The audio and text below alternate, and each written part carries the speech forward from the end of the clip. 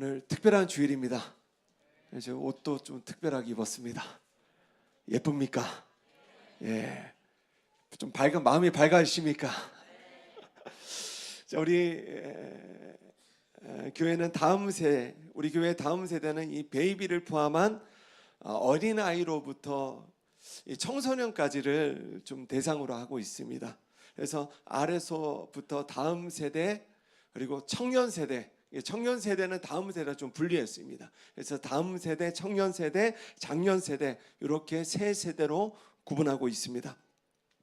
자, 원래 다음 세대 주일에는 이 다음 세대에 대한 이 비전 메시지를 계속해서 나눠왔습니다. 그런데 오늘 출애굽기 강해를 계속해서 하고 있는데 오늘 본문이 딱 정확하게 이 다음 세대에 대한 메시지예요. 그래서 원래 스케줄대로 이 강해 설교를 나누고자 합니다. 오늘 제목 우리의 소중한 다음 세대를 지켜내는 법. 우리의 소중한 다음 세대를 지켜내는 법. 자, 오늘 말씀을 통해 우리의 소중한 다음 세대를 지켜내는 영적 파수꾼들이 일어날 수 있기를 주님의 이름으로 축원합니다. 자, 우리 교회는 이 다음 세대라는 키워드를 그저 어떤 교회 옵션 키워드가 아니라 메인 키워드로 삼고 있는 교회입니다.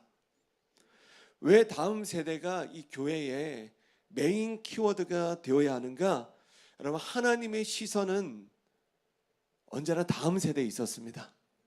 여러분, 성경을 쭉 하고 읽어보십시오. 하나님의 시선은 언제나 다음 세대에 있었습니다. 기분 나쁘세요? 여러분, 성경이 그래요. 아멘이십니까? 그러면 다음 세대가 없이는 교회의 본질적인 사명인 선교도 없는 것입니다. 주의 다시 오심이 없는 것입니다. 그러므로 다음 세대가 일어나야 됩니다. 자, 한국교회는 1907년 평양 대부흥을 시작으로 어마어마한 하나님의 부흥을 경험해 왔습니다. 그리고 그 부흥의 불을 가지고 이 나라는 이 일제강점기와 한국전쟁이라는 어마어마한 고난의 터널들을 통과해 왔습니다. 더불어 한국교회 또한 계속해서 성장하면서 이 구원의 열매를 맺어왔던 거죠. 자, 많은 분들이 모르는, 그러니까 1907년에 원산 이 평양의 대부흥 말고 많은 분들이 모르는 한국교회 또 하나의 부흥의 역사가 있었습니다. 1973년 여의도에서 빌리그레엄 목사님 초청 집회에 정확하게 320만 명이 모였습니다. 그리고 바로 그 집회에서 그 한 번의 집회 가운데 7만 2천 명의 불신자가 단 한 번의 예수님을 영접하는 사건이 있었습니다. 할렐루야. 그리고 바로 이어서 1974년 엑스플로 74는 청년 대학생 이 집회가 한국 CCC 대학생 선교회 그 리더였던 고 김중건 목사님의 주도로 이 엑스플로 74라는 집회가 1974년 8월 13일부터 18일까지 5일간 무려 이 집회에 665만 명이 모였습니다. 할렐루야. 놀라지도 않아요. 한번 놀래주세요. 시작. 그래요. 이거 놀라야 되는 거예요. 이 집회에 대한 관련된 기록들이 있는데 제가 한번 읽어드릴게요. 들어보세요. 엑스플로 74 집회를 위한 기도회가 매주 목요일 한국 대학생 선교회 회관에서 열렸다. 이화여대 기숙사 교회 등 여러 교회에서 외국인들을 위한 예배가 열렸다. 30만 명을 수용할 수 있는 70여 개의 학교, 3,000여 개 교실이 개방되었다. 15만 명을 집단 수용할 수 있는 4만 평의 규모의 대형 천막촌이 조성되었고 나머지 15만 명은 서울 시내에 있는 각급 학교 교실에서 합숙했다. 외국인들을 위해 약 4천여 개의 동시 통역계가 마련되었다. 취사요원만 300여 명이었고 식품 재료들을 위한 3륜차 50대로 운반되었다. 1000여 개의 전등 아래 100만 명이 철야 기도에 참여했다. 30만 명의 전도 요원들을 먹을 쌀만 10,000가마니 정도였다. 자, 대회 본부는 이를 위해 5,000몇 분의 밥을 한 번에 할 수 있는 대형 솥을 제작했다. 이게 놀라요. 그러니까 밥솥 안에 5,000명을 먹일 수 있는 그 대형 솥을 제작했다. 그래서 여러분, 전도 집회를 위해서 한 나라의 정부가 협조했던 이 부흥의 역사가 불과 50여 년 전에 있었다는 것입니다. 저는 우리 세대에 이런 하나님의 부흥이 다시 한번 경험되기를 간절히 소원합니다. 오늘 다음 세대 주일에 꼭 한번 읽고 싶은 시가 있습니다. 50여 년 전 부흥의 주역으로 하나님 앞에 쓰임받았던 고 김중건 목사님의 민족 복음화의 환상과 기도라는 시예요. 마침 우리 사모님도 이 라이프 국제학교 게시간에 딱 하고 이렇게 붙여놓으셨습니다. 제가 읽어드리겠습니다. 이게 버전이 두 가지가 있는데 다른 버전을 붙여놓으셨다. 저는 또 다른 버전을 읽어드릴게요. 자, 어머니처럼 하나밖에 없는 내 조국, 어디를 찔러도 내 몸같이 아픈 조국. 이 민족 마음마다, 가정마다, 교회마다, 사회의 구석구석 금수강산 자연 환경에서도 하나님의 나라가 임하게 하시고 뜻이 하늘에서처럼 이 땅에 이루어지게 하옵소서. 이 땅에 태어나는 어린이마다 어머니의 신앙의 탯줄, 기도의 탯줄, 말씀의 탯줄에서 자라게 하시고 집집마다 이 집의 주인은 예수님이라고 고백하는 민족, 기업주들은 이 회사의 주인은 예수님이시고 나는 관리인이라고 고백하는 민족, 두메마을 우물가의 여인들의 입에서도, 공장의 직공의 바다의 선원들 입에서도 찬송이 터져 나오게 하시고 각급 학교 교실에서 성경이 필수 과목처럼 배워지게 하시고 국회나 가기에 모일 때에도 주의 뜻이 먼저 물어보게 하시고 국제시장에서 한국제 물건은 한국인의 신앙심과 양심이 을의 보증수표처럼 믿어지는 민족. 할렐루야. 메이드 인 코리아. 여호와로 자기 하나님 삼고 예수 그리스도를 주로 삼으며 신구약 성경을 신앙의 행위와 표준으로 삼는 민족. 그리하여 수십만의 젊은이들이 예수의 꿈을 꾸고 인류 구원의 환상을 보며 한 손에는 복음을, 다른 한 손에는 사랑을 들고 지구촌 구석구석 누비는 거룩한 민족이 되게 하옵소서. 저는 하나님께서 이 기도를 성취하여 주셨다고 믿습니다.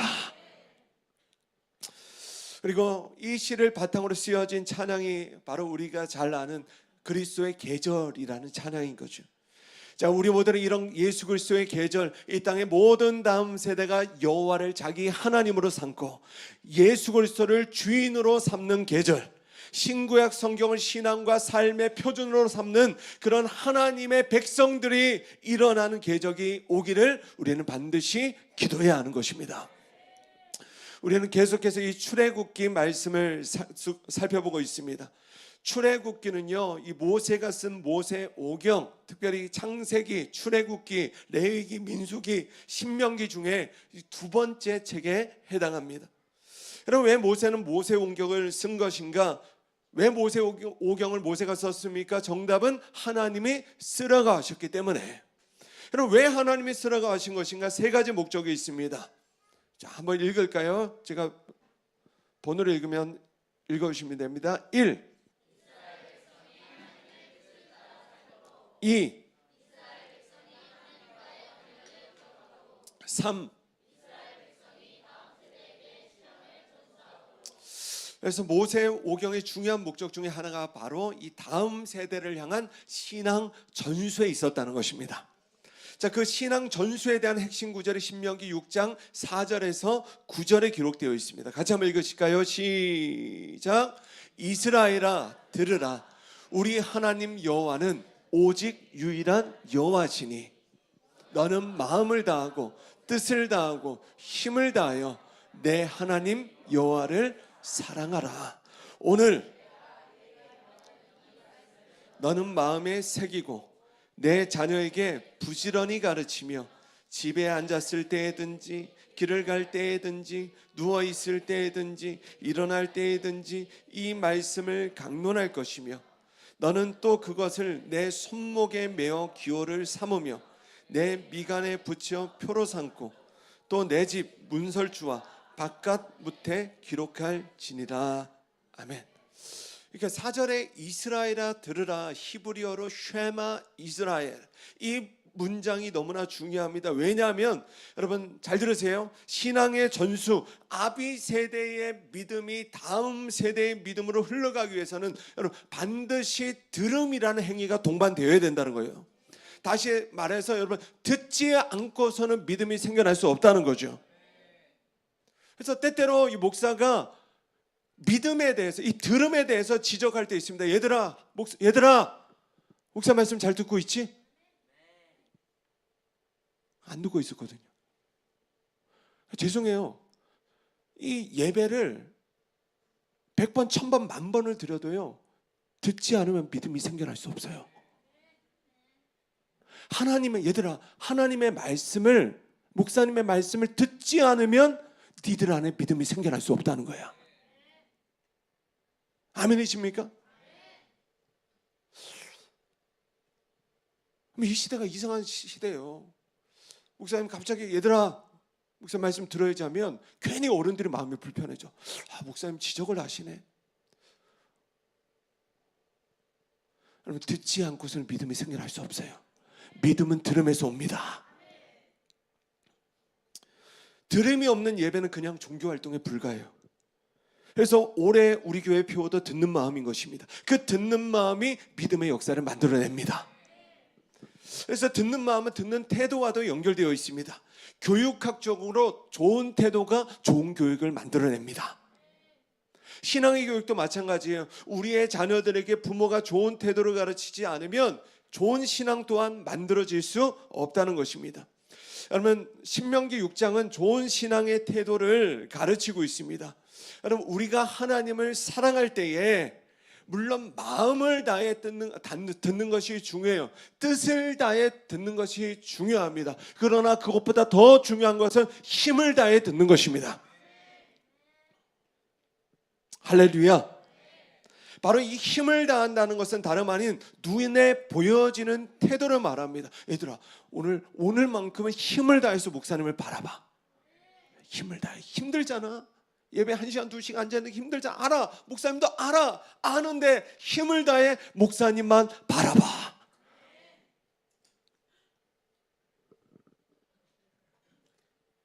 잘하고 있어.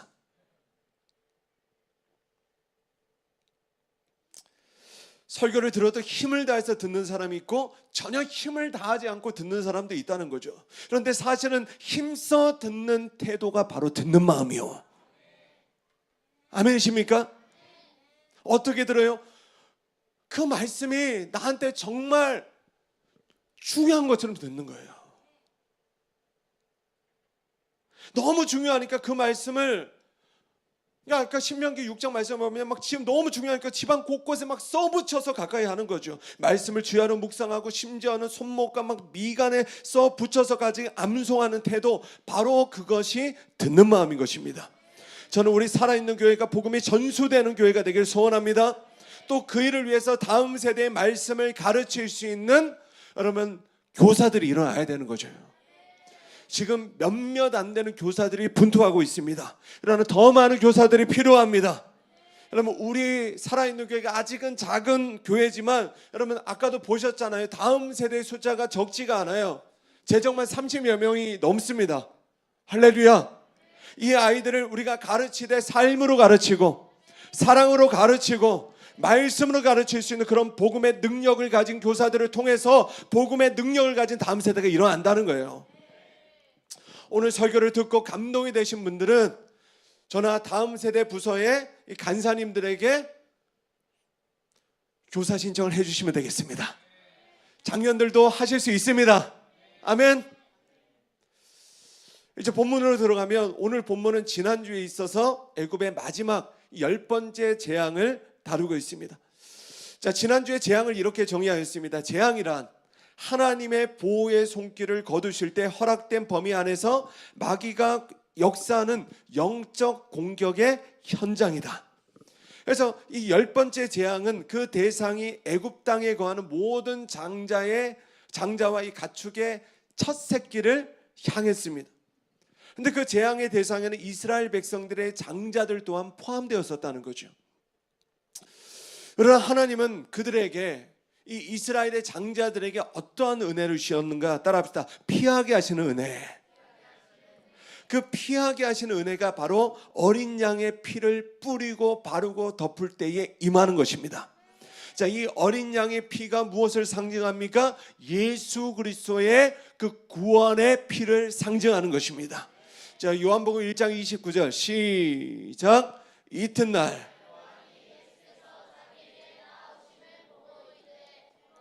세상 죄를 지고 가는 하나님의 어린 양이로다.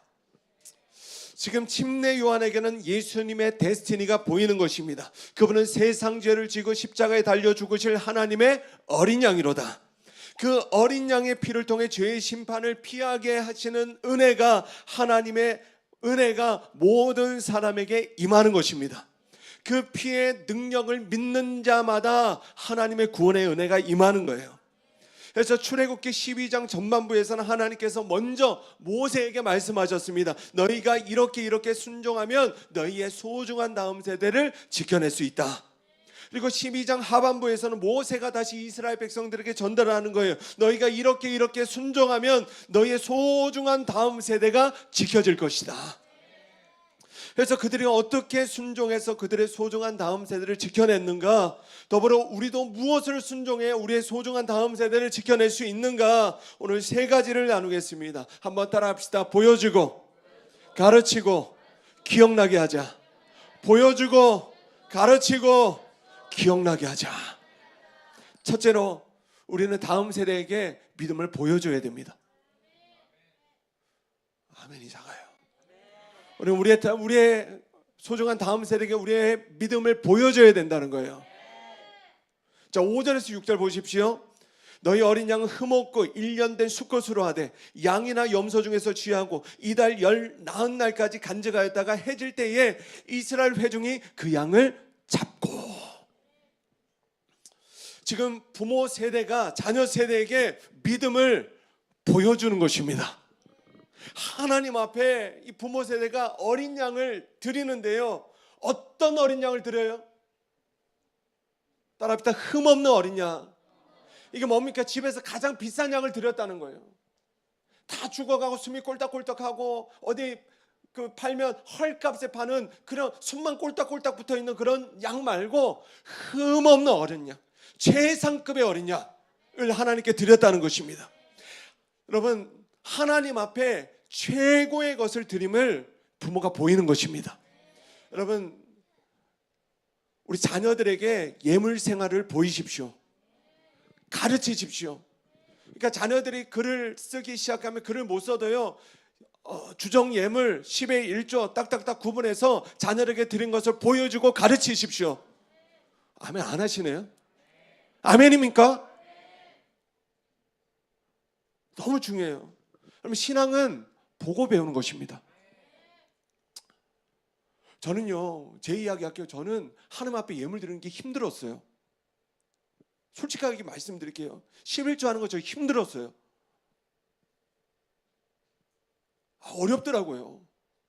이게는 뭡니까? 저는 보고 배운 게 없어요. 저는 21살 때 예수님 믿었거든요. 근데 보고 배우잖아요. 제 아내는 어릴 때부터 보고 배웠거든요. 전혀 어렵지 않아요. 당연한 거예요. 하나님 앞에 드림이 당연함이 되어야 됩니다. 참된 신앙교육은 지식을 가르치는 것이 아니라 삶을 보이는 것입니다. 기도를 가르치는 게 아니라 기도하는 삶을 보여주는 거예요. 말씀을 가르치는 게 아니라 말씀에 순종하는 삶을 보여주는 거죠. 예배를 가르치는 것이 아니라 그냥 예배하는 모습을 보여주면 그 부모가 예배하는 모습 그대로 우리의 자녀들도 어느 순간 하나님을 그 모습 그대로 예배하고 있는 것입니다. 할렐루야.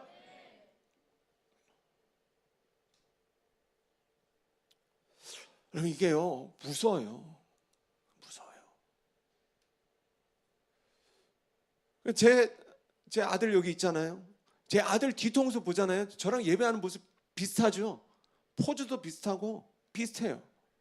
근데 이게 무서운 게 뭐냐면, 와, 제가 지금 회개하고 있거든요. 예배 중간에 제가 청년 때 꼭 한 번씩 왔다 갔다 했거든요.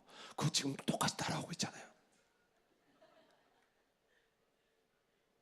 주님 죄송합니다.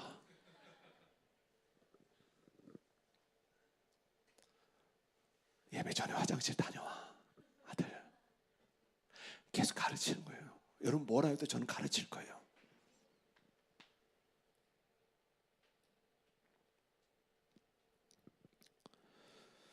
때때로 우리는 이런 질문이 있어요. 예배가 먼저입니까? 여러분 삶이 먼저입니까? 다시요. 여러분 예배가 먼저입니까? 삶이 먼저입니까? 예배죠. 그런데 어떤 사람 마음이 조금 삐딱한 사람들이 이런 질문합니다. 그러면 예배만 열심히 드리고 삶은 개떡같이 사는 사람들 이건 뭡니까? 이런 비난하는 목소리가 있어요. 그러나 성경 믿는 자들의 모든 삶의 첫 출발점은 예배라고 분명히 말씀하고 있습니다. 예배는 믿음의 삶의 첫 단추와도 같습니다. 그 첫 단추가 끼워지지 않으면 다른 모든 삶이 의미를 잃어버리는 것입니다. 그러면 예배의 삶이 먼저입니까? 삶의 예배가 먼저입니까? 다시요. 여러분 예배의 삶이 먼저입니까? 삶의 예배가 먼저입니까? 예배의 삶이 먼저예요. 예배의 삶이 없는 삶의 예배는 단연코 불가능합니다. 내가 하나님 앞에 구별된 시간과 구별된 물질의 헌신을 드려보지 않았는데 무슨 삶의 예배를 드려요? 거룩하신 하나님의 우리의 거룩한 예배를 받기를 원하세요. 다른 말로 우리의 구별된 예배만을 받으십니다. 다시요. 하나님은 우리의 구별된 예배만을 받으십니다. 구약의 거룩이라는 단어가 히브리어로 카도시라고 해요. 이 카도시가 뭐냐면 구별된 존재라는 뜻이에요. 예배는 뭐냐면 우리 자신을 하나님 앞에 구별된 존재로 드리는 거죠. 그러므로 구별된 예배에서 구별된 삶은 생산되는 것입니다. 다시요. 거룩한 예배를 통해 거룩한 삶이 생산된다는 거죠. 그러므로 예배의 삶이 없는 삶의 예배는 불가능하다. 아멘. 성경의 예배가 무엇인지 정의하는 가장 탁월한 구절이 로마서 12장 1절 말씀이에요. 그러므로 형제들아 내가 하나님의 모든 자비하심으로 너희를 권하노니 너희 몸을 하나님의 기뻐하시는 거룩한 산 제물로 드리라. 이것이 너희가 드릴 영적 예배니라. 그러므로 하나님의 기뻐하시는 예배는 우리의 마음이 아니라 우리의 몸을 드리는 예배인 거예요. 아멘이십니까? 몸을 드리니까 당연히 눈에 보여지는 거죠. 우리 부모 세대가 몸을 드리는 예배를 드리잖아요. 우리 자녀들 가운데 그 예배가 보여지는 거예요. 그래서 우리 부모 세대가 진짜 예배를 드리잖아요. 그 예배는 자녀들에게 그냥 보여지는 것입니다. 그게 삶의 교육인 것입니다. 보여주는 것 이상의 교육은 없습니다. 이번 더비 연합 집회 때 민청 목사님이 그런 말씀을 전하셨습니다. 우리가 다음 세대를 어떻게 일으킬 수 있겠습니까? 따라합시다. 제대로 보고 제대로 살고 제대로 가르쳐야 됩니다. 여기에 제대로 살라는 메시지를 이렇게 전해 주셨습니다. 따라합시다. 기준이 되어십시오. 자, 우리의 청년들이 우리 부모들이 신앙생활의 기준이 되어질 때에 믿음의 다음 세대들이 일어날 수 있다는 거예요. 내가 하나님의 말씀에 순종하지 않는데 자녀들에게 얘들아 하나님의 말씀에 순종해야지, 부모님 말씀에 순종해야지, 너 도대체 왜 엄마 아빠 말씀을 안 듣니? 그럼 이게 불가능하다는 거예요. 특별히 우리 다음 세대 교사는요, 지식으로 가르치는 자리가 아닙니다. 삶으로 가르치는 거예요. 목사님, 그러면 저는 삶이 안 돼서 못 하겠는데요. 근데 여러분, 목사도 마찬가지예요. 저도 때때로 삶이 안 돼서 목사로 살기 힘들다, 버겁다 싶을 때가 종종 있습니다. 때문에 저는 더더욱 예배에 힘쓰는 것입니다. 예배의 삶이 삶의 예배로 이어지는 것입니다. 저는 이것을 확실하게 알아요. 예배를 제대로 드리잖아요. 사라지지 않던 삶이 사라집니다. 영적인 예배를 드려야만 영적인 삶이 사라지는 것입니다. 우리는 그런 영적인 예배를 우리의 소중한 다음 세대들에게 가르칠 수 있어야 돼요. 보여줘야 돼요. 물론 우리 부모 세대가 참으로 연약합니다. 그러나 더 이상 우리는 그 연약함을 핑계할 수 없습니다. 핑계할 수 없습니다. 더 잃어버릴 수 없는 것입니다. 우리가 우리의 연약함을 핑계하는 동안 수많은 다음 세대들을 우리는 또 잃어버리게 될 것입니다. 그러므로 우리는 자녀 세대를 위해 다시 일어나 싸워야 하는 것입니다. 이를 악물고 일어나야 하는 것입니다. 단 한 발자국을 가더라도 다시 일어나 싸워야 된다는 거예요. 그때 우리는 우리의 소중한 다음 세대를 지켜낼 수 있음을 믿으시기 바랍니다. 그럼 제가 분명하게 말씀드려요. 여러분, 언젠가 천국 가서 여러분 책망하실 거예요. 내가 너에게 맡겨준 소중한 다음 세대를 왜 지켜내지 못했냐고 주님 책망하실 거예요. 여러분 그 책망이 아니라 칭찬이 될 수 있게 축복합니다. 둘째로 우리는 다음 세대에게 말씀을 가르쳐야 됩니다. 자, 7절에서 11절 같이 읽겠습니다. 시작.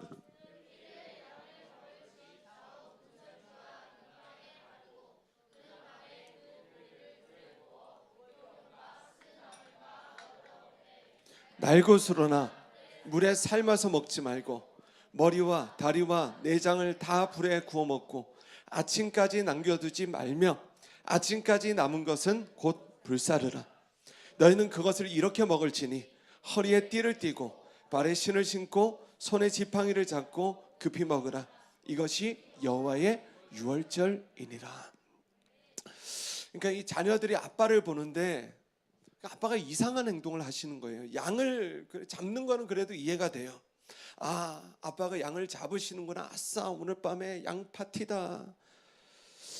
오늘 배부르게 먹어보자. 근데 막상 아빠가 양을 잡고 나서 고기만 굽지 않으시고 이 양의 피를 막 집에 바르시는 거예요. 문설주, 문 양쪽 수주 기둥에 바르시고 임방 문 위에 이 수평 기둥에도 이 피를 바르시는 거죠. 아마도 자녀들이 질문했을 것입니다. 아빠 왜 피를 바르시는 거예요? 그때 아빠는 13절 말씀으로 설명하는 것입니다. 자, 13절 한번 띄워주십시오. 시작. 너희가 사는 집에 있어서 너희를 위하여 표적이 될지라. 내가 피를 볼 때에 너희를 넘어가리니 재앙이 너에게 내려 멸하지 아니하니라.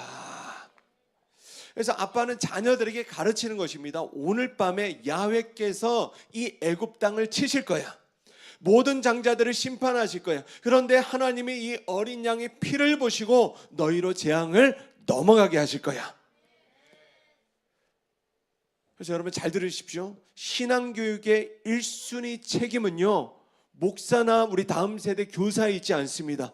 부모에게 있습니다. 아, 목사님 왜 이렇게 제 자녀를 이렇게 잘 안 가르쳐 주시는 거예요? 여러분 이거 성경적인 거 아니에요. 자녀 교육의 1순위 책임은요, 부모에게 있습니다. 왜 우리 살아있는 교회는 다음 세대 예배를 따로 드리지 않아요? 아, 목사님 좀 아이들을 이렇게 보내주시면 편하게 이렇게 예배할 수 있을 텐데 왜 그렇게 하지 않으시나요? 왜 자녀와 함께 불편하게 우리가 예배를 드려야 하는가? 여러분 그 불편함에 진짜 신앙 교육이 있습니다. 여러분 그 불편하게 예배를 드릴 때 신앙이 전수되는 거예요. 아멘이십니까? 자녀들은 내 부모님이 예배 드리는 모습을 보고 가장 큰 신앙의 교육을 받는 것입니다. 그러나 여러분 보여주는 것만으로는 부족할 수 있습니다. 아빠가 양고기를 잡잖아요. 아, 양고기다. 그래서 자녀들이 맛있게 먹어요. 그런데 아빠가 고기를 먹는데 고기만 먹지 않고 무교병과 그리고 쓴나물을 같이 드시는 거예요. 아빠 무교병 맛없는데 저는 고기만 먹을 거야. 안 돼. 무교병을 같이 먹어야 돼. 아빠 저 고기 삶아서 저는 고기 삶아서 먹고 싶은데요. 아니야, 고기는 구워서 먹어야 돼. 아빠 배부른데 저는 남겨놓고 내일 먹으면 안 돼. 아니야, 오늘까지 먹고 남은 건 다 불태워야 돼. 그러면 아빠가요, 부모님이 분명한 신앙의 기준을 갖고 있는 거죠. 아멘이십니까? 그러면 우리 부모님들, 선생님들은요, 분명한 신앙의 기준을 가지고 아이들을 가르칠 수 있어야 된다는 거예요. 하나님의 말씀이란 진리 기준을 설명해야 되는 것입니다. 물론 때때로 부모님들이 다음 세대에게 말씀을 가르치는 일이 좀 버거울 수 있습니다. 그래서 목사가 있는 거예요. 그래서 우리 다음 세대 교사도 있는 거죠. 자, 우리는 함께 마음을 모아 힘을 다해 다음 세대에게 하나님의 말씀을 가르칠 수 있어야 되는 것입니다. 우리는 그 일을 통해 우리의 소중한 다음 세대를 지켜낼 수 있을 것입니다. 할렐루야. 자, 마지막 셋째로 우리는 이 다음 세대에게 구원의 은혜를 기억하게 해야 됩니다. 자, 14절 같이 읽겠습니다. 시작.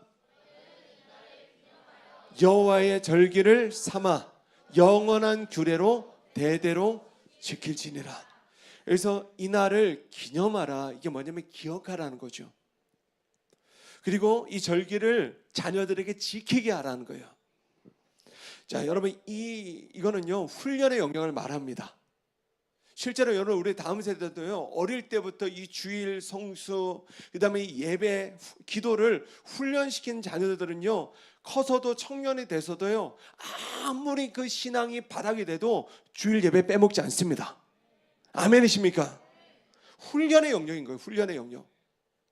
반복해서 기억하고 지키게 하는 것, 이것이 훈련이다. 그래서 지금도 유대인들에게 유월절은 1년 중 가장 큰 행사이자 가장 의미 있는 날로 지켜지고 있어요.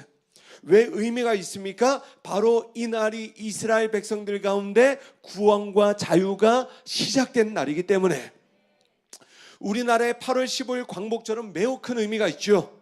왜 그렇습니까? 이 날이 우리의 민족이 일제 탄압에서 자유케 된 날이기 때문에 그래요. 그러므로 구원은 무엇이냐? 구원이란 죄와 죽음에서 자유케 되는 것입니다. 죄와 죽음에서 자유케 되는 것입니다. 여러분 구원파는요 이게 이단이잖아요. 이 구원파는 자신이 구원받은 날과 시를 분초까지 정확하게 기억하고 있습니다.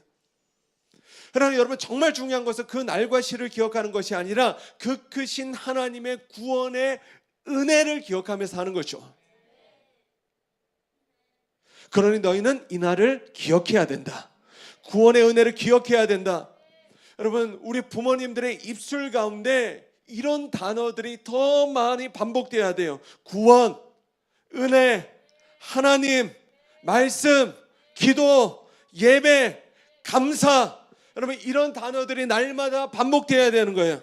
다시 한번 하실까요? 구원, 은혜, 하나님, 말씀, 기도, 예배, 감사. 할렐루야. 근데 우리는 자꾸 어떤 게 우리 입술 가운데 반복돼요. 돈, 공부, 나, 우리 가족, 열심, 힘들다, 죽겠다, 돈 없다.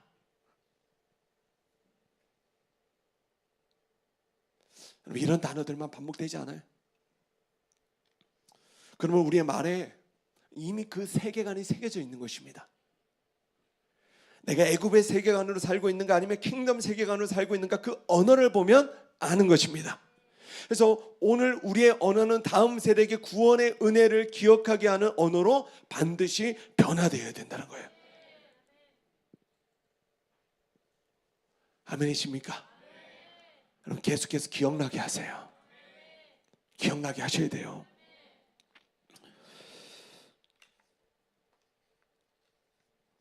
다시 한번 따라합시다. 보여주고 가르치고 기억나게 하자. 그런 여러분의 삶이 될 수 있길, 그런 청년 세대와 장년 세대가 있기를 주님의 이름으로 축원합니다. 말씀 정리합니다. 오늘 우리의 사명은요, 우리의 소중한 자녀들을 애굽에서 하나님 나라로 옮겨주는 것입니다. 그 핵심 키워드가 바로 예수 그리스도의 보혈이 되는 것입니다. 교회의 선포 기도문, 특히 보혈 기도문이 배치되어 있습니다. 특별히 우리 부모님들 그것을 인쇄하셔서 날마다 우리 자녀들을 위해, 어린 자녀들을 위해 읽어주십시오. 그때 하나님의 보호와 축복이 이 완악한 세상을 살아가는 아이들 가운데 풀어지게 될 것입니다. 그때 하나님이 이 아이들을 지키시고 복 주실 것입니다. 오늘 세 가지를 나눴습니다. 다시 한번 따라합시다. 삶으로 보여주고, 입술로 가르치고, 반복해서 기억나게 해야 됩니다. 아멘.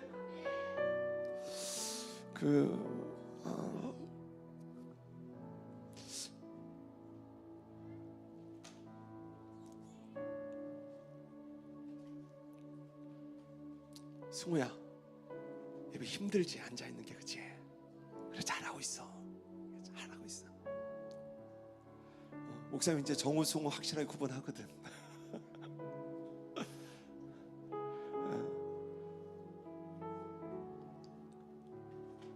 네, 여러분 이게요 그냥 되는 게 아니에요. 가르쳐야 돼요.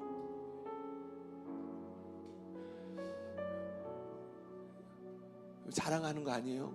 제 아들은 4세 때부터 제 옆에서 제가 앉혀놓고 예배 가르쳤습니다.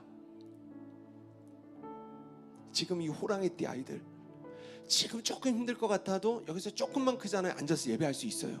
왜냐하면 이게 훈련의 영역이기 때문에 그래요. 이거 안 된다 생각하는 거는 이게 애굽적 세계관인 거예요.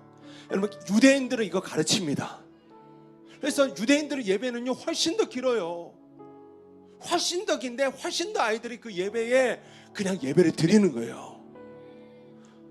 그래서 여러분, 어린아이들, 제가 한 4세 때부터는 우리 부모님들 아이들 옆에 앉혀놓고 가르치십시오. 아멘이십니까? 그리고 우리 주일학교 아이들은 우리 7세 8세 때부터는 우리 아이들 위에 앞에서 앞자리에 앉아 있는데, 여러분 우리 교사들도 옆에 앉으세요 이제는. 그래서 아이들을 좌우로 막아 놓으세요. 막아놔서 왔다 갔다 못하게, 니들 예배 드리기 전에 화장실 갔다 와서 물 마셨어? 아니면 물을 좀 떠놓고, 이런 것들 세세하게 하나하나 가르쳐야 아이들이 왔다 갔다 하지 않습니다. 여러분, 이게 굉장히 힘든 거예요. 라이프 국제학교 하잖아요. 교육의 영역 굉장히 힘든 거예요. 하나님 나라의 교육은 힘든 거예요. 그냥 되지 않습니다. 3살 버릇이 80까지 갑니다. 저는 때때로 우리 부모님 원망할 때가, 원망될 때가 있어요. 감사하지만, 목사 되게 하시는 감사하지만 원망될 때가 있어요. 뭐냐면, 아버지가, 어머니가 나를 어릴 때부터 이 신앙의 교육을 했다면 내 안에 이런 신앙의 불필요한 싸움들이 없을 텐데. 저 너무 힘들었거든요.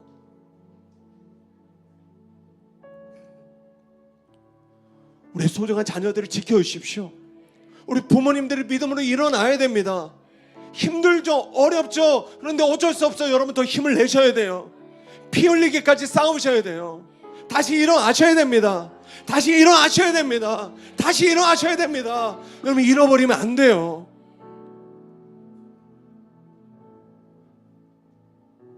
저는 더 잃어버리고 싶지 않습니다. 계속해서 되찾고 싶습니다. 여러분, 동의하십니까? 여러분, 되찾기를 원하십니까? 세상이 잃어버리지 말자고요. 막연하게 그냥, 야, 하나님은 은혜로 지키시니까 언제나 떠나니까 돌아오지. 안 돌아오더라고요. 안 돌아와요.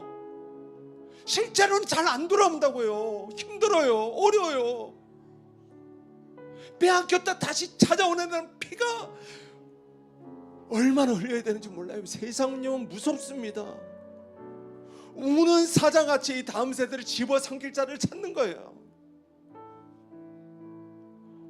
우리 작업들 한번 인사하십시다. 우리 빼앗기지 마십시다. 할렐루야.